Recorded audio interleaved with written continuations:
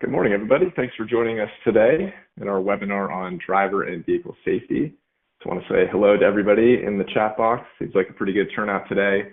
Say hi to all of our districts across Colorado.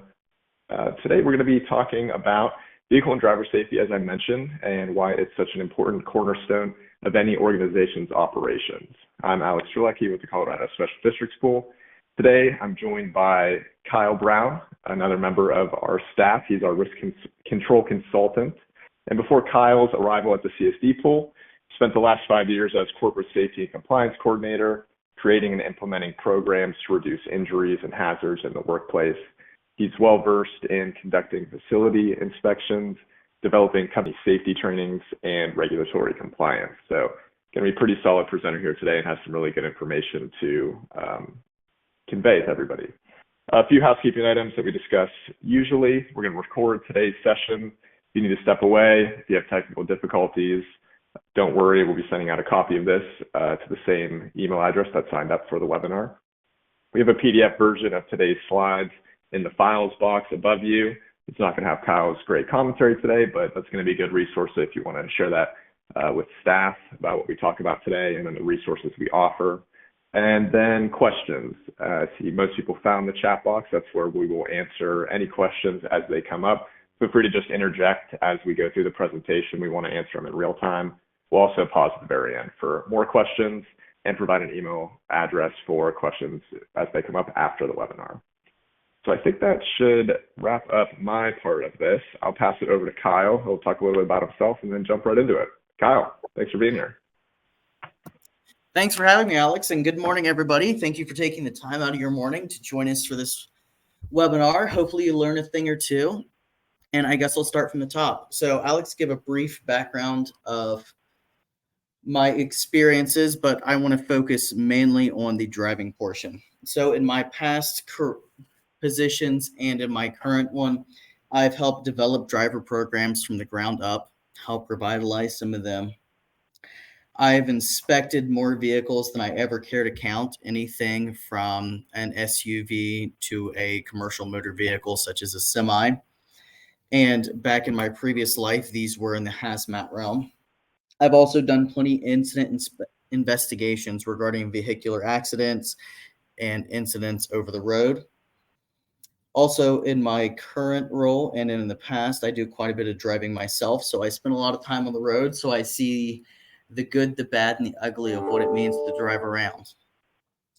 I also have either been a part of or helped develop multiple training programs for drivers and helped develop driver inspection programs. And I want to take all of this information and share it with you guys to hopefully roll out to your districts or just maybe revitalize what you guys already have in place. So without further ado, we're going to go ahead and jump in. So today, our goal is to be able to address the following questions. First, starting with, why are we discussing vehicular safety? So in the world we live in today, it's a vital part of most district functions to either have occasional vehicle use or everyday vehicle use. And a vehicle safety program can protect your assets, like your vehicles, your property, your equipment, and of course, it can protect your most important asset, which is your employees. The next question we're going to work on today is a vehicle safety program right and worth starting at your district? For that question, I want to ask you 3 more questions. And if you answer yes to these 3 questions, then it is worth starting a safety program at your district. So first, do you want to save the lives and reduce the risk of all life-altering injuries within your workforce? So for your team. Do you want to protect your organization's human and financial resource? So protect the folks on your team, protect the general public who is at your district, and protect your assets, such as your vehicles, like in property. And also the third is, do you want to guard against any potential company liabilities associated with crashes involving employees driving on company business? Because again, a crash can very well escalate depending on the severity, and the best approach to that is just to avoid it altogether. And that's what we hope to accomplish with the vehicle safety program. Next, we're going to cover what the key components of a vehicle safety program are. In this section, I really want to dive into some of the critical pieces of the program and just kind of lay out how they're going to help you as a district, how they're going to keep your fleet safe. Next, we're going to cover any special considerations for off-road vehicles. This would be vehicles that are not driven on the road, such as ATVs, UTVs, golf carts. I know plenty of districts use those in their day-to-day activities for anything as simple as maintenance to just driving around, getting from point A to point B in the district. And lastly, we're going to address how the CSD pool can help you develop a vehicle safety program and ensure it works to benefit your district, and how we can tie this in with a strong safety culture to just make your district more well-rounded in the safety field as a whole. All right, now we're going to move on to who should care about vehicle safety. Chances are, the fact is, in the world we live in today, it's built around cars. They help us achieve amazing accomplishments, but if they're mismanaged, improperly used by people who aren't quite ready to use them in the capacity they're assigned to, they can also be the source of devastating damage. So with that in mind, I'm going to ask 3 questions, and then Alex is going to dive into a poll real fast. So, do you drive a vehicle as part of your job? Do you use it to get from point A to point B? This could be once a month, once a day, 4 times a day. I would say chances are the answer to that is yes. And for our supervisors in the group, do you supervise workers who work for the district to use vehicles? If the answer is yes, which I'm guessing most of it is, then we will address how do we properly ensure that our teammates are trained and ready to drive safely on the road. And lastly, if you don't have a vehicle for the district, do you drive to work? Even if it's not all the time, but part of the time. Again, I'm guessing that those are yes. So, Alex, if you would pull up the poll, the question is going to be, how many vehicles does your district have? This will help me gauge how I want to address the rest of this. So your options are 0, 1 to 5, 6 to 10, or 11 to 50.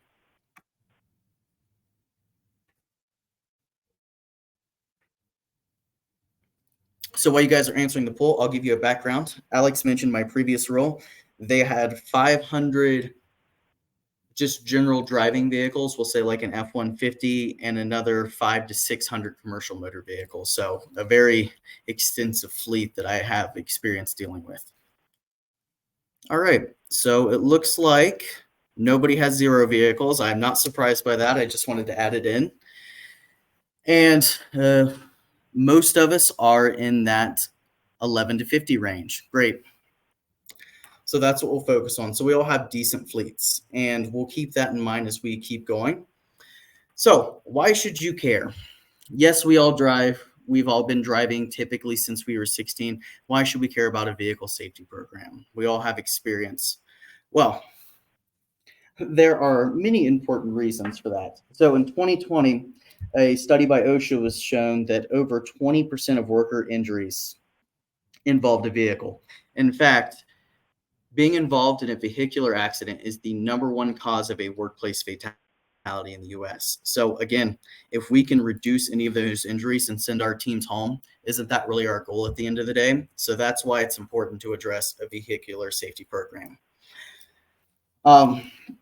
Moving on to that, not only from just the injury standpoint, but from the cost standpoint, annually, vehicle crashes cost employers somewhere around $60 billion in medical expenses, legal fees, property damage, etc. And our goal is to cut back on all these. We want to, 1, save our teammates, and 2, complete our fiduciary responsibilities to our constituents, to our boards, by managing funds appropriately. And also, next 2 factors are coming straight from the CSD pool. These are facts that each one of you are tied into. So for property loss, vehicles are the #2 cause. This could be something from a hailstorm to a fender bender, so on and so forth. And for work comp loss, It's the number 9 most common injury. So again, if we could take the 9th most common injury in the pool and cut it in half, we would make sure that a lot of people are going home uninjured and in the same way that they arrived to work that day. I'm also going to throw out another number here. This comes from the National Safety Council, and this is the cost to the district itself. On average, your typical fender bender will cost the district $24,000. And let's say there's an injury involved in this fender bender, that number now jumps up to somewhere around the 75,000 range. Again, this is on average. It can fluctuate a little bit. And if there's a fatality involved, that number jumps up to possibly $1 million plus. Now, we're not just doing this for the number wise, but it's also good to know that there is cost savings involved. And it could definitely benefit your district. So moving on, I'm just going to say it like this. Living in Colorado, we are exposed to all driving conditions that you can imagine, for better or for worse.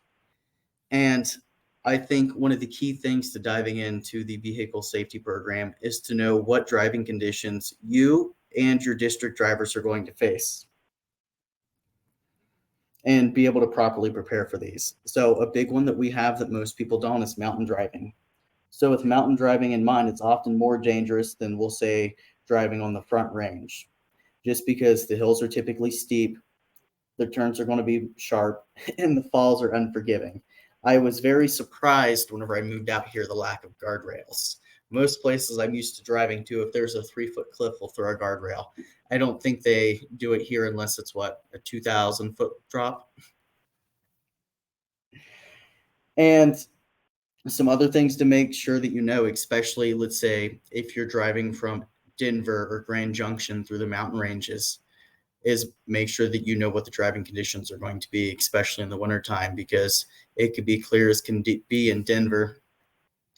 But as soon as you gain some elevation, there could be a foot of snow on the ground. I've had that happen plenty of times driving back from meetings. And don't worry, I know I'm bringing up a lot of different hazards, but we're going to round out this session at the end with different resources we offer to help you guys. So other things you'll have to keep in mind is watching for falling rock. Asking, does your driver have experience in the snow and mountain ranges? If they just moved here and let's just say from somewhere that doesn't get snow, you'll want to make sure that they have plenty of either training or you're having somebody else drive. Do they know how to properly pass a plow truck? And another driving condition that can come up is, I actually saw on the news yesterday, Eisenhower Tunnel was closed because there was a fire inside of it. These are things that you should discuss with your team and make sure that they have a plan to move forward. All right, next is traffic. Traffic can also be involved in mountain driving, but you definitely see it in the larger towns around Colorado. Again, there's just a lot of people stopped. And it's something, before you know that you're going to go into a high traffic situation, ask yourself, are you comfortable driving in traffic? Is this teammate comfortable driving in traffic? And if not, we'll have to follow up with some training. Another thing to think of is, will your work zone create traffic? If you work on the side of the roads, keep in mind how high the density of cars is, and will that create traffic? Another thing is adverse weather. We sure do get plenty of that, especially over the last couple months. That can be anything from heavy snow, rain to ice. And hail's one I wanted to spend a little bit of time on. Do you have a hail plan for your employees who are driving? If they're in a storm and hail is produced, do you have a procedure that you tell the employee to do? Are they supposed to pull over an underpass? Are they supposed to keep driving? These are things that you need to make a plan for ahead of time. And also with hail in mind too, do you have any protective structures for your vehicles in case of a hailstorm? Are there garages? Are there coverings? Because that little investment up front could save you quite a bit in the long term if you're protecting your vehicles. Another thing is avalanche danger in the mountains is something you may face. Tornadoes, it seems like just about everywhere nowadays. And one thing I will suggest as well is to have a weather app. Listen to a weather app. We actually have a weather app that we partnered with that we would be more than happy to set you guys up with. Another thing too was flooding. I'm not sure, but if you guys have seen it, but on the 2-lane roads in Colorado, I've driven through some canyons where it says, if flash flooding occurs, climb to safety. That's something, if you're going to be working in an area that has those, address that with your employees. Make sure that they know that they are completely fine to abandon the vehicle and climb themselves to safety. Sure, it's bad to replace a vehicle, but we can't replace our teams. Next is wildfires. Especially in wildfire season, have a plan B route. Keep in mind, reach out to your local fire departments. Most of them have some kind of device, an app, a website, a Facebook page where they'll post updates on fire conditions, whether it be a controlled burn, a fire that's in your area. Make sure before you go out in an area that you're not going to be driving into a hazardous area. I was actually coming back from Colorado Springs last week, and there was a controlled burn through the area I was driving through. I was not prepared and I did not know, and the smoke really caught me off guard. And that was a good 20 minutes of pure anxiety driving. And it didn't have to be. If I would have been more prepared and looked up, I would have seen what I was driving into. The thing I want to kind of harp on this as well too is if you're going to be driving through a high fire risk area, which I'm pretty sure we can all say at this point, all of Colorado is, make sure you're not a contributing factor to the wildfire risk. Make sure your vehicles have good maintenance. There's not going to be parts falling off causing sparks. And if you're towing a trailer, make sure your chains are secured and not scraping, causing sparks as well. And if you're driving through an area and you think a wildfire hasn't been reported, it's very new, make sure you're in a safe position, then report it. And the last one's wildlife. We all see wildlife everywhere, especially up in the mountains. I live in the Bailey area, and I would say I see 5 to 10 either mule deer or elk on the drive every day. Just the main thing to keep in mind with those is to be aware. Be cautious, be observant, make sure your teammates know to be observant, and make sure that you train them. The best practice, if possible, in most cases, is to not swerve to miss an animal, but sometimes it may be best just to actually hit the animal. Be prepared for elk jams.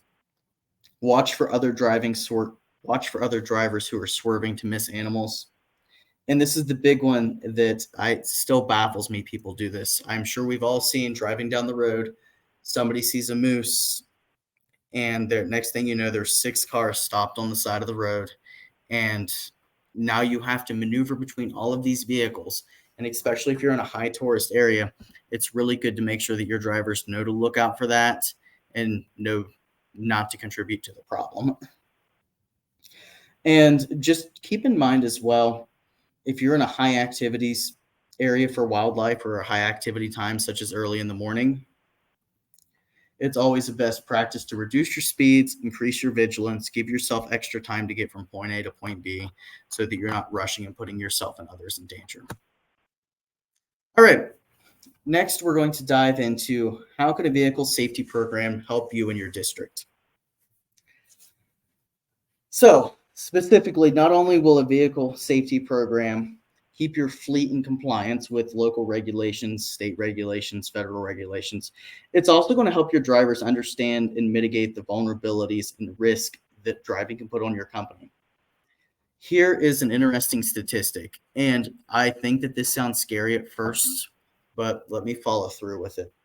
According to the National Highway Traffic Safety Administration, it estimates that human error is involved in 94 to 96% of all motor vehicle crashes.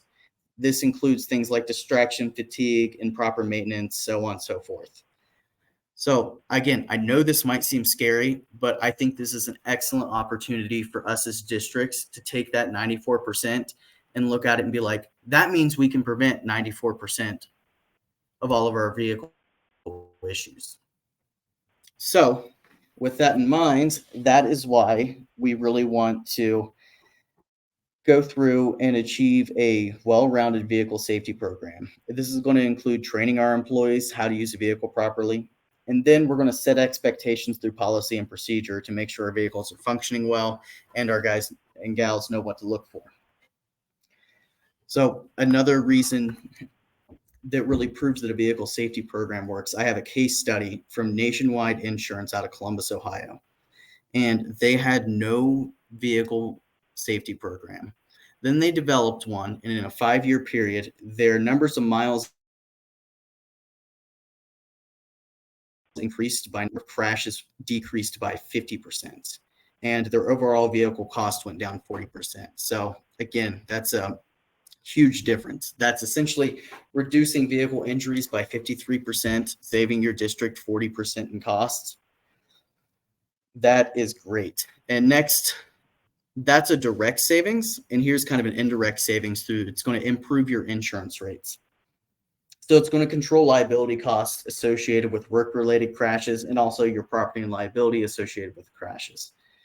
Because over time, if you're having less vehicle crashes, you're having less people get injured in vehicles, your EMOD is going to steadily go down. And what that's going to do is it's going to save you cost in your premium. And again, we are more than happy to facilitate this because it is a big help. Another thing that developing a vehicle safety program is going to do is it's going to protect your public image, because I can't think of many things that look worse for your public image is a driver that you have that has an at-fault vehicular accident, and then for the next 2 hours, everybody in your district is driving by wondering what that driver done. Oh, wow, were they texting in the company vehicle when that happened?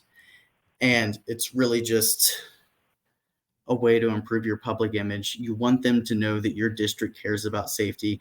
And in often ways, the first way they're going to see how you react to safety is how your vehicles are driving. If you have a driver who is dodging in and out of traffic, running stop signs, the public's not going to have a very high regard for you.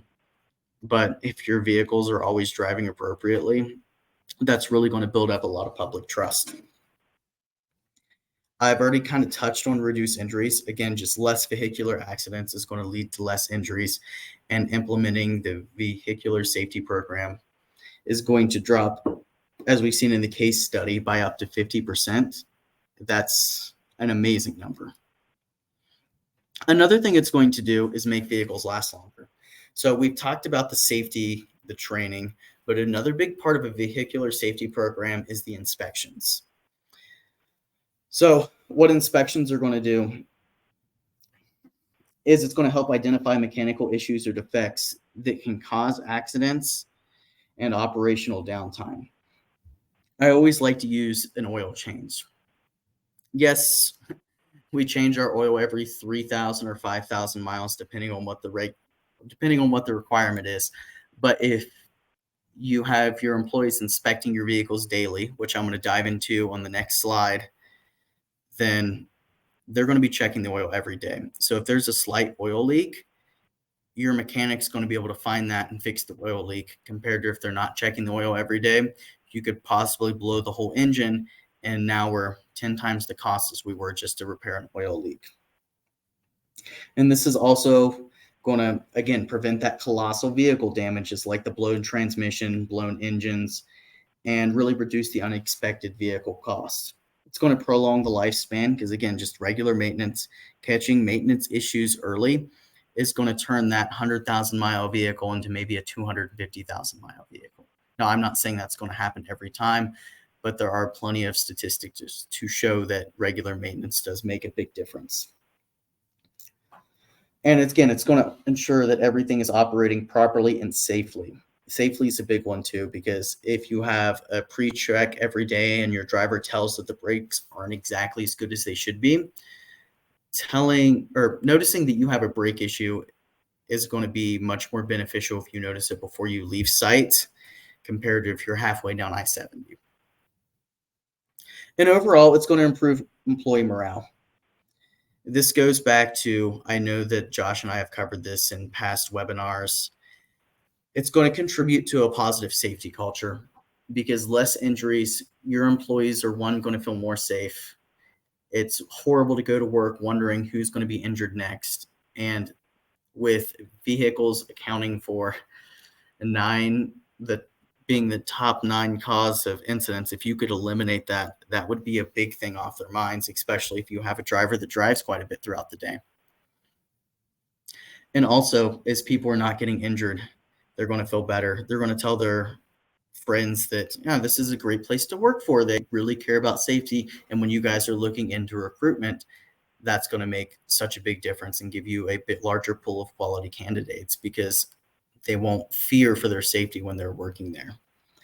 And one last statistic I want to give, and this is for all safety programs in general, but I think it especially plays a part for vehicular safety programs, is on average, for every dollar you spend on improving workplace safety, your return on investment on that is threefold. So for every dollar you spend, you'll get 3 back. And again, that comes from improving those insurance rates, reducing incident costs, replacing vehicles. All right, and I will move on to the next slide now.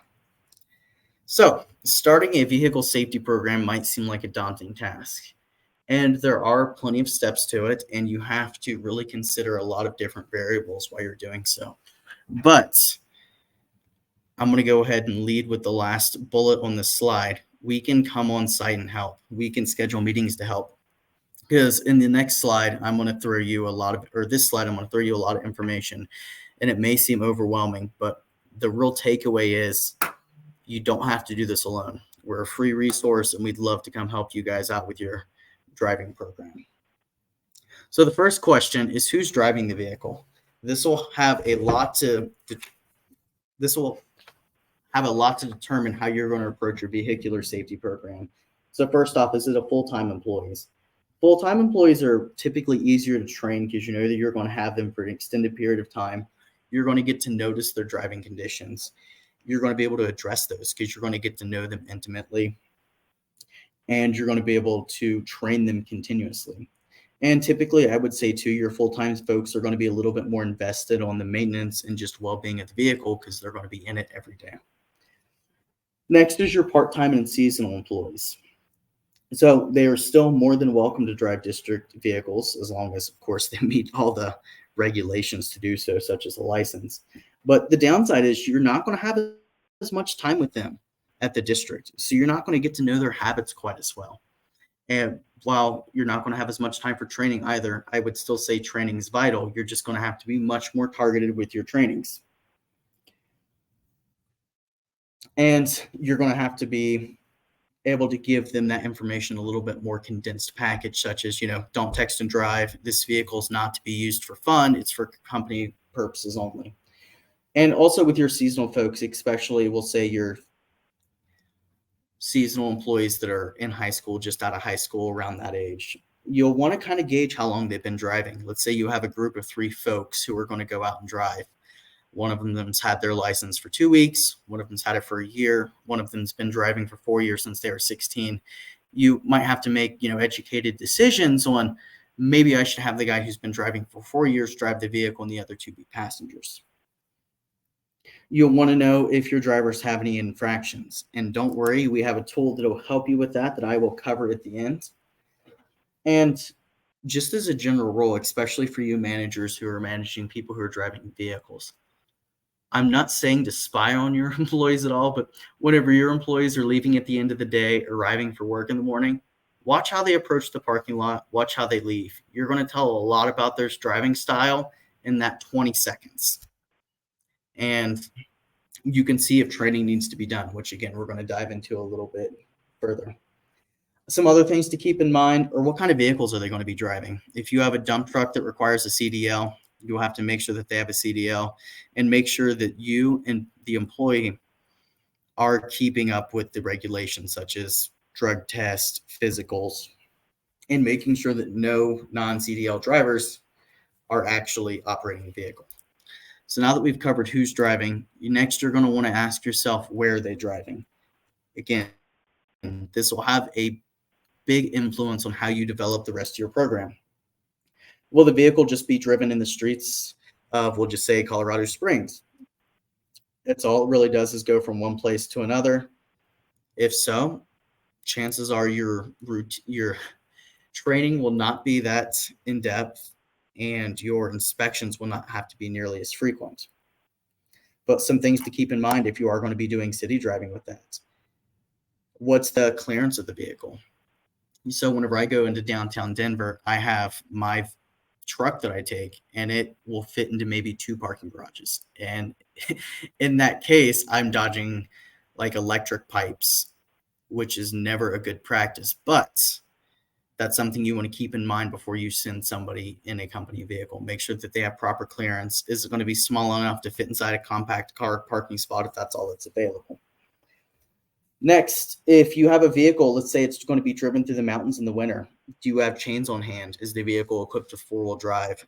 Because you can give the drivers all the training in the world, but if they don't have the right tools, it will not make much difference.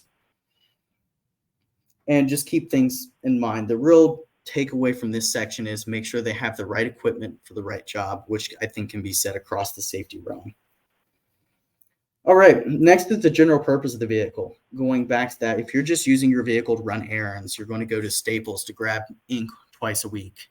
That is much different than a truck that's used by a park and rec district that's loaded down with tools that's going to be driving through trails to make repairs. Chances are that truck that's on those off-road trails is going to need maintenance much more frequently. The suspension is going to need to be a little bit more beefy, and you're going to have to talk to your driver and make sure that they're okay with driving with people in a close proximity. Another one too is plow trucks, especially in some of our mountain districts, in some of our metro districts in the mountains. If you're going to be plowing, they'll have to know that that's the height of ski season, and they're going to be plowing around people who may not respect their space, and they're going to have to keep things in mind, like proper stopping districts, because a plow truck loaded down with salt and grit is going to take a lot longer to stop than your Honda Civic would. Another thing to keep in mind too is, will you be hauling a trailer? Going back to my wildfire point, if you're hauling a trailer, make sure you spin those chains so you're not causing a spark hazard. Your driver should also be properly trained with the trailer. You should sit down with that driver and have them demonstrate to you that they can safely drive it and they're not going to cause another hazard. Some other things to keep in mind: what's the capacity of the vehicle towing the trailer, and what's the trailer capacity? We're talking about public image, and it would be horrible if you have a truck that's not rated for the trailer and your hitch fails and now that truck's skidding along the highway. So these are things to address as you're purchasing equipment, which should also be laid out in the vehicle safety program. And two more things to keep in mind is: one, will your vehicle be impeding traffic? Are you going to be using your vehicle, we'll say, for a water and sanitation district, and you're going to be fixing a line break? Is that vehicle going to be used for traffic control? If so, you probably want flashers on it. You're going to want cones. You're going to want to make sure that you're keeping your work zone safe and visible, and that the folks out there have it. And the last one is transporting the public. We have a couple transportation districts, and some districts that do transportation as part of their daily functions. And some things to keep in mind there is, yes, you need to have that driving skill set. Can you drive the bus safely? Do you know how to get to all the stops? But the other thing is, you're going to have to train your drivers with some soft skills too. Are they going to be able to de-escalate a situation? Are they going to be able to look for red flags on the bus that they should know in order to keep themselves safe and the rest of the public inside the bus? And another thing to keep in mind too, I keep harping back on the public image because you guys are out on the roads, and that's where we get most of the interaction. So essentially, anytime they're driving, they're the face of the district. All right, next slide. I know I've hinted at it a couple times, is inspections. So given my past life, vehicular inspections are vital. Again, I used to inspect 10 to 20 trucks a day in my past life, and this was everything from SUVs to semis with tankers on the back. And yes, SUVs will need inspections, just like the semi truck will need an inspection. It will just be a different inspection. And here I'm going to go through some best practice options. So if you have a company vehicle, before your teammates are leaving leaving with the vehicle every day, I suggest a pre-trip and a post-trip inspection when they get back. Now, this is not super detailed, but one, it's going to keep the driver safe because if there is a basic issue, it's going to be noted before they leave the site and it can be addressed.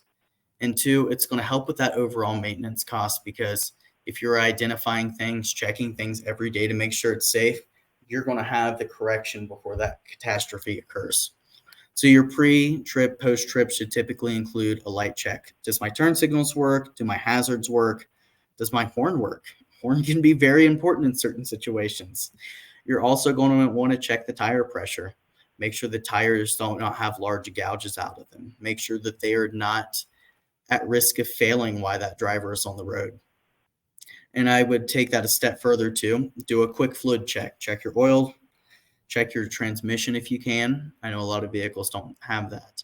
But other than that, just look under the vehicle, make sure there's not any big leaks. We don't expect our teams to be able to do mechanic level work, but just a general check.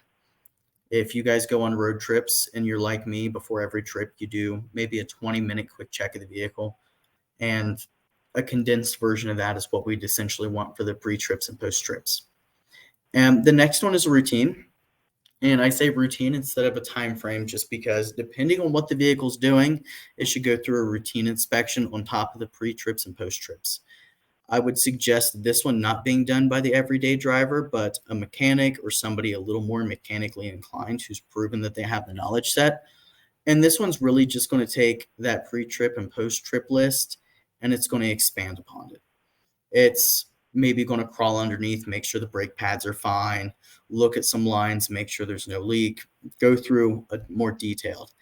And this goes back to what you're doing with your vehicle will determine how you want to approach this. If you have that park and rec truck that's driving on hiking trails 3 days a week compared to the truck that you are using to get supplies for the office, your maintenance truck you're going to want to have a lot more frequent inspections, I would say monthly, to whereas your errand truck, you could almost get away with quarterly. And to dive even deeper than that is annual inspections, especially for you districts who have commercial motor vehicles, we'll say like buses, dump trucks, so on and so forth. They will be required to have an annual inspection. And that's, again, going to go even more in depth than the routine inspection. And that one should be completed by a mechanic.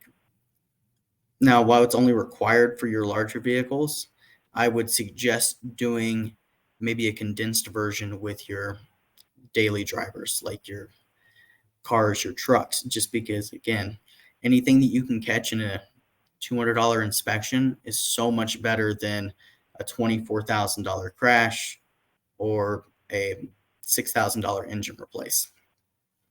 So I will also say inspection programs are useless unless you have a system in place to follow up with them.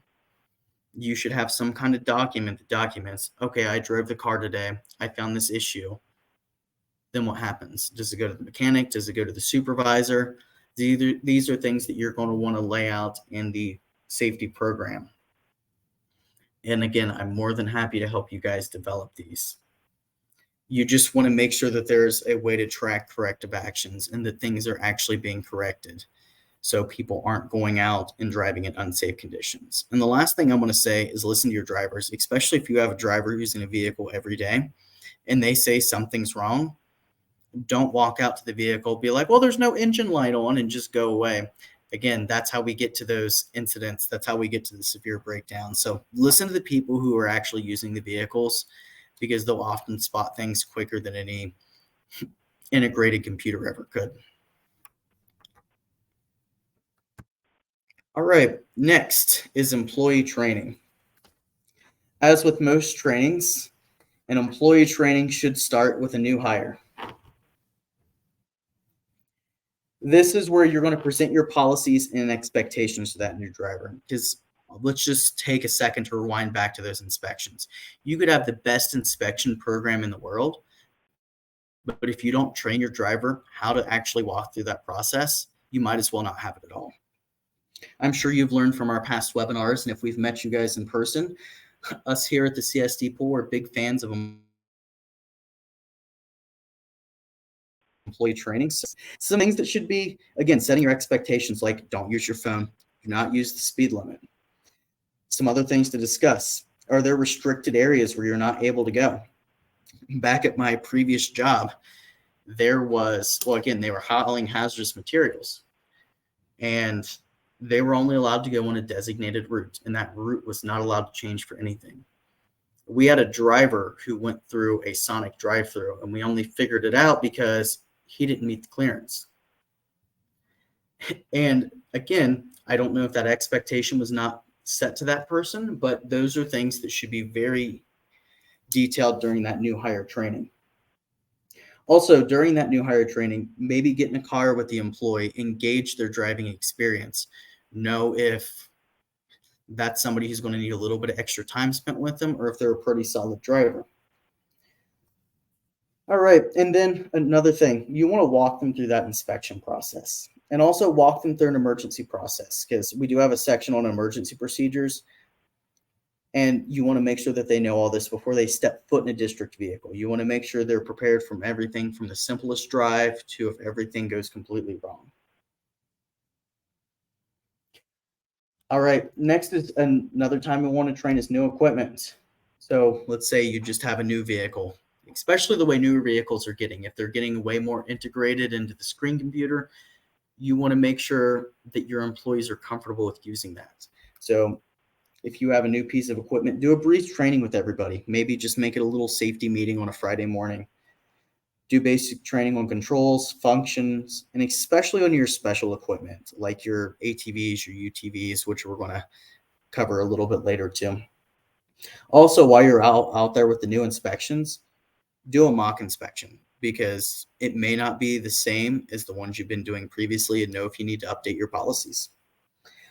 And thirdly, and this is where we also come into play, is do a risk analysis of the equipment. If you guys have a piece of equipment, whether it be a vehicle, a loader, whatever it may be, reach out to us here at the loss control team, and we'd be more than happy to do a risk analysis of that equipment and see what your district needs to do to make sure that you're using it in the most efficient / safe way possible. And another thing to keep in mind is I added trailer to new equipment, but going back to the trailers, if you have a trailer that your employees are going to be using, before they leave that site, make sure that they are either trained on it or they've demonstrated to you during that training that they were able to use it, that they can back up with it properly, that they know the wider turning radius is going to make some things more difficult. The third section is periodic training. It's always a best practice just to have a periodic training to keep everybody sharp on their knowledge and to make sure that everybody still has the same driving abilities as they did during those first two trainings. You can make it fun. I had a retraining for forklifts in the past position, in one of my past positions, and I want to say there were 40 different drivers. I set up an obstacle course and everybody ran through it, and we called it a forklift rodeo. You could very easily do the same with vehicle driving, set up an obstacle course, make sure that they can parallel park. And again, reach out to us. We've got plenty of ideas and would love to help something like that. And send them to another fun training. We have the skid truck, and that's our grand finale. I'm going to cover that. But again, it's a fun training and the drivers learn so much. And lastly, for the training portion is retraining. When do you retrain? It should be if an incident occurs, if that driver's in a vehicular accident, especially if they were at fault. If a near miss is reported and you learn that there could be some training done that could prevent this from happening in the future.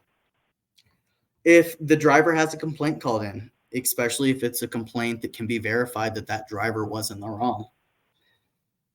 Another thing too is if you're doing your inspections, you should always have a paper trail of those. In the safety world, we always say if it's not documented, it didn't exist. And if you have a driver who's not turned in their inspections for 3 weeks and they're due every week, it might be time to do a retraining. Because again, retraining doesn't have to be actually getting out in the vehicle. It could be something as simple as a policy review. And my last suggestion for retraining is start at the basics. Cover the policies that you discussed with the new hire training and really focus the policies on what went wrong and how the policies could have prevented that. All right. So part 3 is an emergency response plan. I hinted at this a little bit earlier, and I just want to say we have a vehicular safety program to prevent injuries, to prevent incidents, and to make sure our drivers are as safe as possible. But part of that too is always being prepared for the worst. The diagram above is just a quick example of what you could do for an emergency response. And again, I pulled this from one of the pamphlets that we offer our district. So if you have interest in this, reach out to us after the webinar. There should be a little pamphlet that has simple instructions like stay calm. Because honestly, if somebody's in an accident, which I know I've been in a vehicle accident before, you're a little shaken. You're maybe not thinking as effectively as you could be. So having a form that's going to detail you step by step what you need to do is going to be vital to make sure that, one, they're not going to cause further incidents, and two, everything's done properly. This form should also be accompanied with an incident report on the back. And again, we can provide you with those reports. We are more than happy to. But with that in mind, you should also keep each of your vehicles stocked with emergency equipment. Some things like a first aid kit. I would say flares, but since we're in Colorado, I'm going to say reflective triangles. Make sure that they know who to call authority wise. They should also know who to call from the district. Do they call their direct supervisor? That should all be listed out on that form so they don't have to think and make any choices themselves. They can literally just go through and check it off the list. They should also know that whenever they're in an incident, do not admit fault. And while less severe, it could still be considered a vehicular emergency as a breakdown. They should know, does the district use AAA? Do they have a local mechanic shop they're supposed to call? What's the procedure? Should I pull off to the side of the road? And again, who do we call there? And these all tie back into training and inspections as well. Because for a breakdown, if you've done a pre-trip inspection and let's say that you had a bad tire, you would have caught that in the pre-trip. Now, I want to say not all things are preventable like that. We can't stop from hitting a nail every now and then, but we still can eliminate the majority of these instances. All right, next we're going to do a little brief dive into off-road vehicles just because I've visited a lot of districts and I would say the majority of them have some kind of ATV, UTV, golf cart that is used to assist employees with doing their jobs. And with everything else that we've discussed so far, it's vital that they're trained on this equipment, they know how to properly use them, and they know your expectation for the use of the equipment. So something to keep in mind is equipment-specific training. Let's just say an ATV is going to have a much different driving training than a vehicle would, just because they're used for different purposes.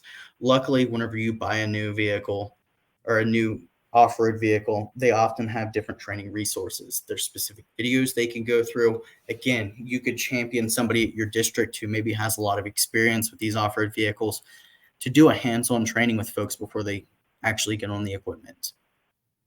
Limitations of the equipment. Typically, whenever you're using an ATV or UTV, they're not street legal. So your employees, before they get on those, should know that those are not to go on public roads. And a limitation, I want to say, can also be self-applied. If you have a piece of equipment that goes faster than it needs to be, see if you can govern the equipment. We want to make sure we can reduce that speed so we're taking away that temptation for somebody to go on a joyride. Also, additional PPE, depending on what you're on. Will the employee have to wear a helmet while in this piece of equipment? Does the equipment have a windshield, or do they need to wear safety eyeglass protection? Those are things to keep in mind too. And I will say most manufacturers will give you a best practice list of PPE while using the equipment and appropriate use. Again, equipment is only as safe if it's used appropriately. So again, keep your ATVs and stuff off public roads. Make sure everybody's using them correctly. Make sure that they know that it's a privilege to have these pieces of equipment to assist them with their daily duties, and it can be taken away. You could be packing your shovels and gardening equipment to the other side of the facility instead of using the ATV if you're going to use and do donuts with it in the lot.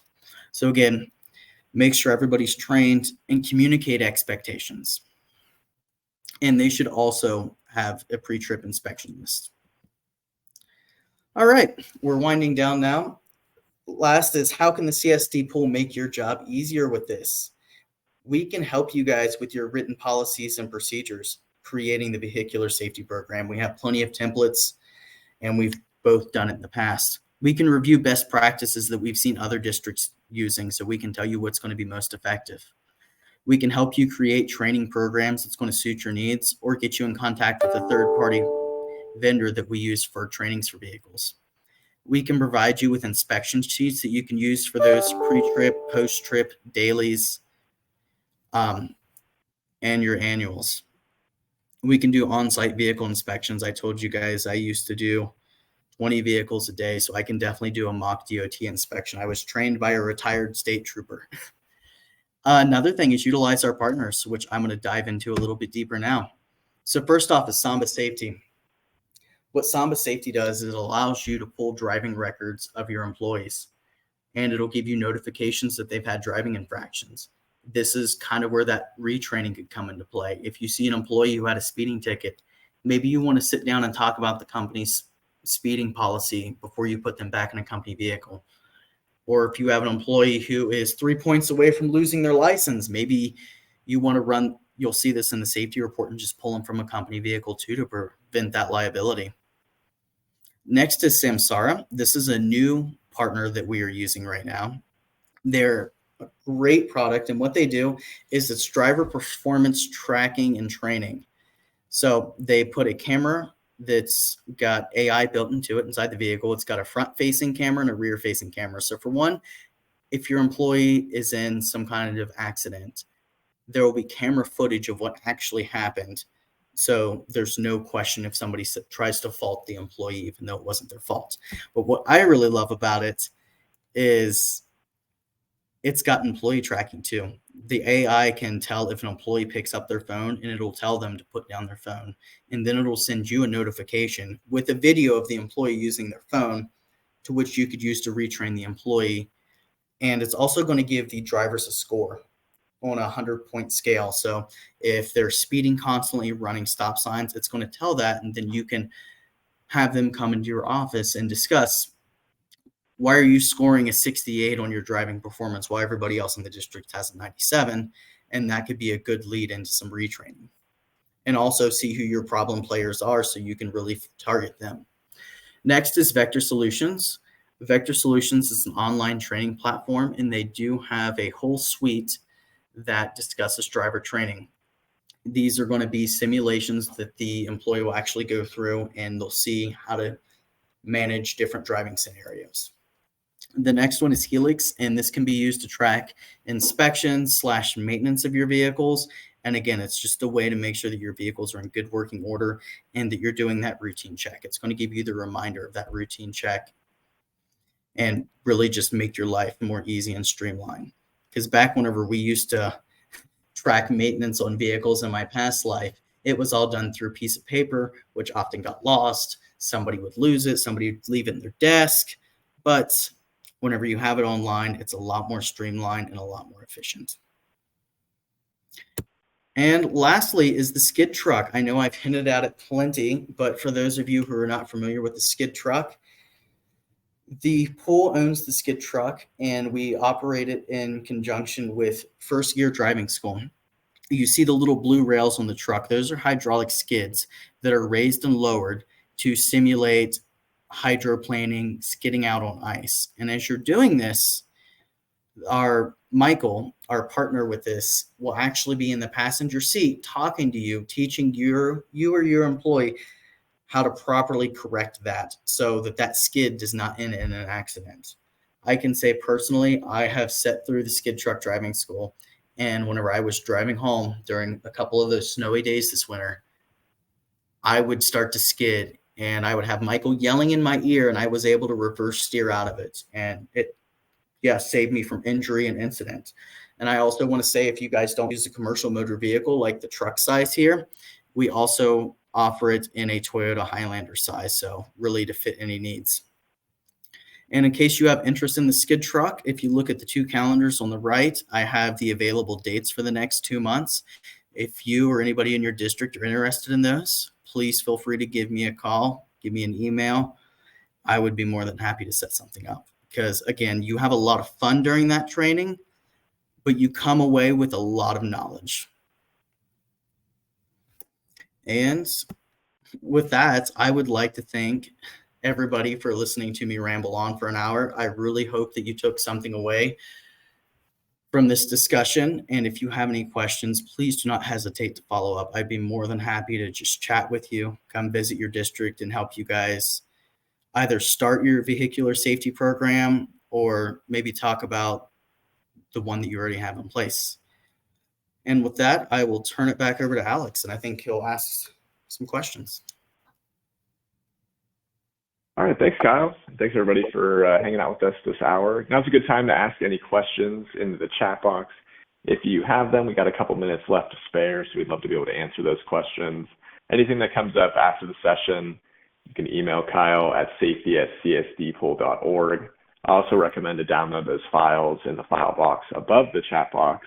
You'll be able to access these slides and those member resources that, again, everything we showed on those previous slides, except the skid truck, those are available to our members at no cost. So definitely encourage those to help round out a driver safety program.